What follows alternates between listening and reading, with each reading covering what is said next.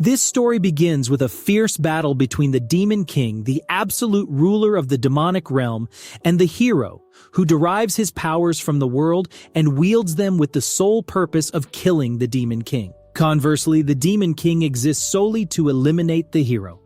Amidst their clash, we are introduced to the 12 Corps Commanders, who serve as the most cruel and powerful subordinates of the Demon King. Each commander possesses their own army, and these demons are believed to be unrivaled. However, even they struggle to confront the hero.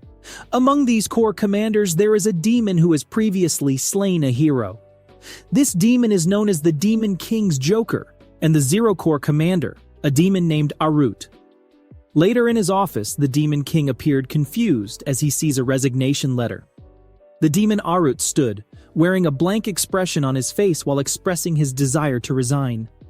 Hearing this, the Demon King became visibly angry, considering Arut as one of his strongest subordinates, and wondered if his subordinates had disobeyed his orders or discriminated against Arut for being human rather than a demon. However, he concluded that this was unlikely since Arut was highly respected and revered by every demon, possessing strength second only to that of the Demon King himself. The Demon King dismissed the idea that Arut's resignation was an act of defiance due to not being assigned to fight at the border. Suddenly, blood gushed from Arut's nose, splattering on the ground, prompting the Demon King to urgently call for a doctor. During the examination, the Demon King introduced the Zero Corps doctor, Ben. It was revealed that Arut's condition was a side effect of his fight with the hero. Concerned for Arut's well-being, the Demon King ordered the doctors to take him back to his room for rest. In the confines of his room, Arut disclosed his true intentions for wanting to leave. He confessed that his name was not Arut, but rather Daeon Hart. He also revealed that he was not an ordinary human, but the weakest among them. Daeon desired to escape a castle filled with demons due to his feeble nature. Furthermore, Daeon clarified that his condition was not caused by the fight with the hero, but rather a result of his inherent frailty. Even though he used this as an alibi, he feared that if his deceit were discovered, he would face severe consequences from the Demon King. Sometime later, the Zero Corps Commander's aide Ed barges into Daeon's room. Daeon found comfort in Ed's presence, as he genuinely cared for his well-being. On a rainy night, the Demon King reminisced about his first encounter with Daeon. Amidst settling dust clouds, the Demon King observed a human with white hair and red eyes, seemingly cradling the hero's lifeless body. Astonishingly, despite enduring the hero's self-destructive attack, the human remained unscathed. Impressed, the Demon King immediately asked for his name and extended an offer to recruit him into his ranks. After the flashback, the Demon King gets an idea, and so he calls for a meeting with all of the Corps Commanders. He claims Arut will be satisfied with it. A few hours later, Arut walked down towards the castle's meeting room due to the sudden summon of the Demon King. A mix of emotions flowed through him. He was annoyed by the sudden summon that disturbed his rest. To make matters worse, he was quite scared of meeting the commanders, considering he could barely handle regular demons. Upon opening the door, Arut was greeted by the Demon King and some of the Corps Commanders. The Corps Commanders included Jakar, the 1st Corps Commander, Asild, the 3rd Corps Commander, Adelia, the 4th Corps Commander, Velaton, the 6th Corps Commander, and Ririnel, the 11th Corps Commander. As the meeting proceeded, the aides poured everyone a drink. Arut, being a fan of alcohol, was quite excited. He took a sip, only to realize that it was not alcohol but grape juice. The atmosphere seemed to drop a few degrees as Arut was appalled by this. He was confused as to why everyone else had alcohol while he was given grape juice. The Demon King informed the alcohol-loving freak that he had ordered the others not to give him alcohol due to some unknown consequences when Arut drinks it. After the misunderstanding was clarified, the meeting resumed. During the meeting, they talk about the demonic monsters which were demons created by the Demon King. However, unlike others, these monsters were senseless and hard to control, making them failed products. The problem arose when these senseless beings began attacking a village in the demon realm, resulting in the defeat of the 12th Corps Commander. As a result, the Demon King deemed them very dangerous. With this in mind, the Demon King believed that killing these monsters would be relatively easy for Arut. Thus, he ordered the Zero Corps to deal with them. However, Arut saw this as an order of execution and was initially reluctant. Nonetheless, surrounded by powerful demons, he had no choice but to reluctantly accept the order. A few days later, Arut found himself riding in a carriage on his way to confront the demonic monsters. Initially, he had tried to run away to the Empire, but he was caught, hastening his departure. However, upon further consideration, Arut realized that the Empire wasn't much better. The Emperor, who had sent him to the Demon King, resided there, along with his brother who hated him. With this realization, Arut decided to take it easy and enjoy himself, leaving the task to the competent Zero Corps while he enjoys his wine.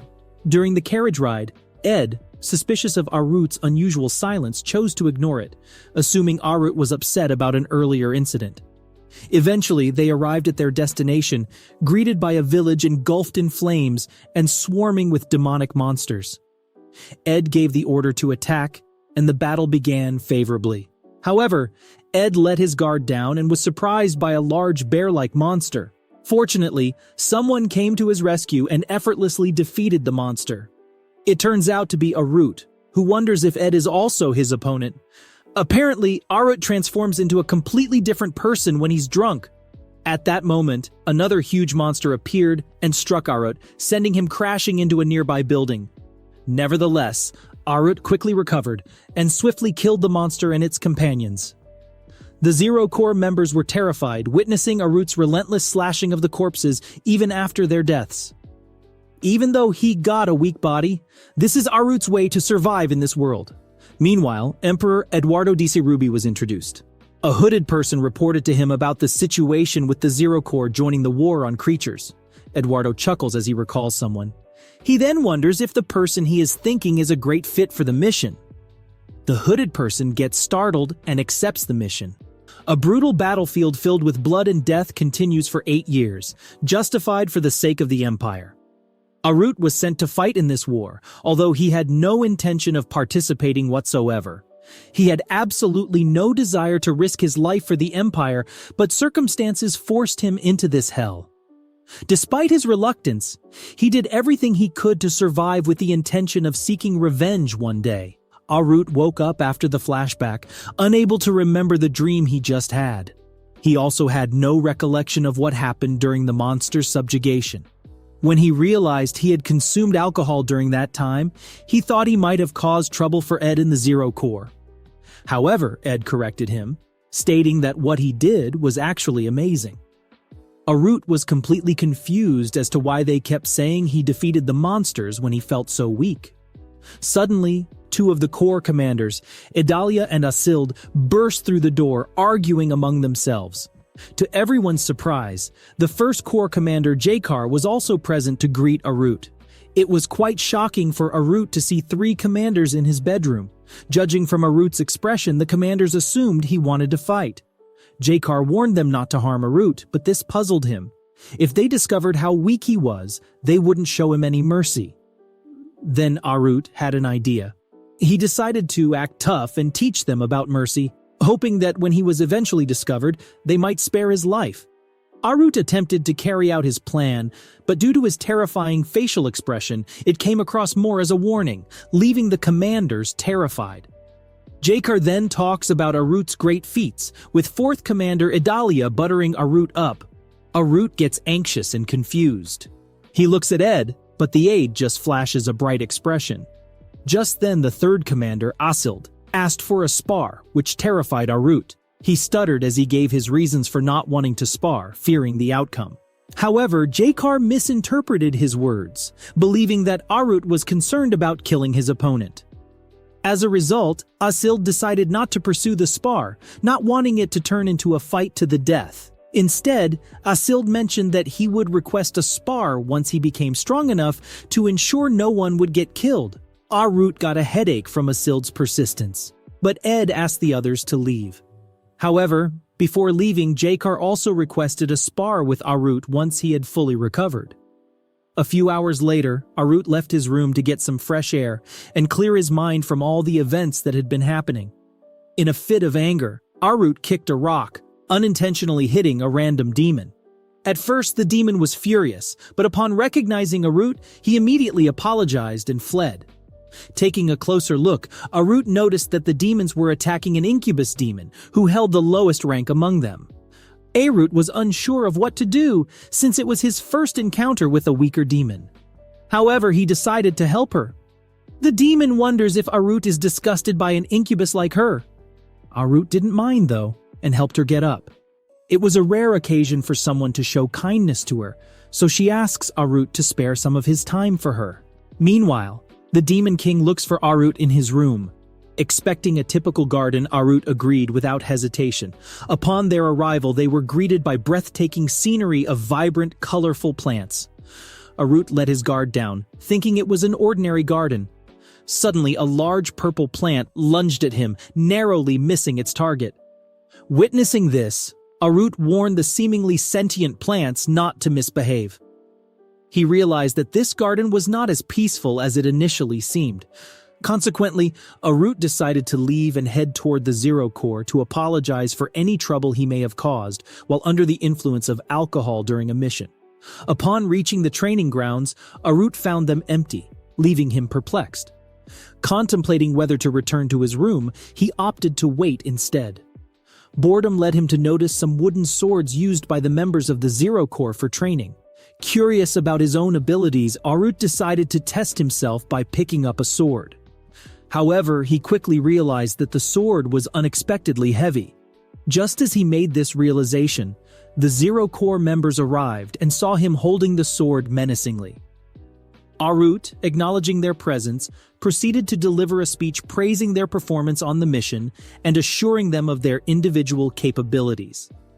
However, the weight of the sword caused his legs to give way, leading him to flee in embarrassment. Unfortunately, his legs betrayed him and he fell. Surprisingly, this stumble turned out to be fortunate, as it prevented the assassin from beheading Arut's head. Noticing that the man behind him just attacked, Arut panicked and swiftly turned around, hoping to escape.